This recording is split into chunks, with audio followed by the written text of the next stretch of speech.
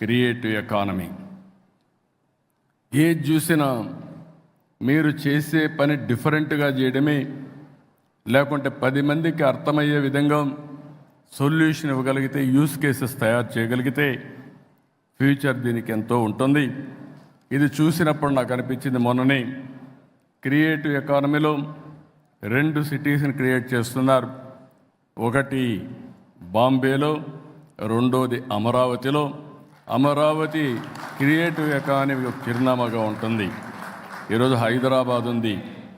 హైదరాబాద్ని మీరు చూస్తే one of the most liveable city. ఈరోజు ఆలోచించింది కాదు, 1995లో 95 నుంచి 2000 వరకు బ్లూ ప్రింట్ తయారు చేసి ఎక్కడెక్కడ ఏమి రావాలి, అవుటర్ రింగ్ రోడ్ కానీ, ఎయిర్పోర్ట్ కానీ, హైటెక్ సిటీ కానీ, జినాం వ్యాలీ కానీ, ఇలాంటివన్నీ కూడా, ఇన్సూరెన్స్ ఫైనాన్స్ సిటీ కానీ, గచ్చిబౌలి స్పోర్ట్స్ సిటీ కానీ అన్ని ప్లాన్ చేశాం.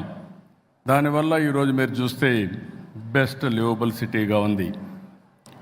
ఇంకొకటి, జీవితంలో కొంతమంది కొన్ని అవకాశాలు వస్తాయి. భగవంతుడు ఆ అవకాశం నాకు ఇచ్చాడు మీ అందరి ఆశీర్వాదాలతో.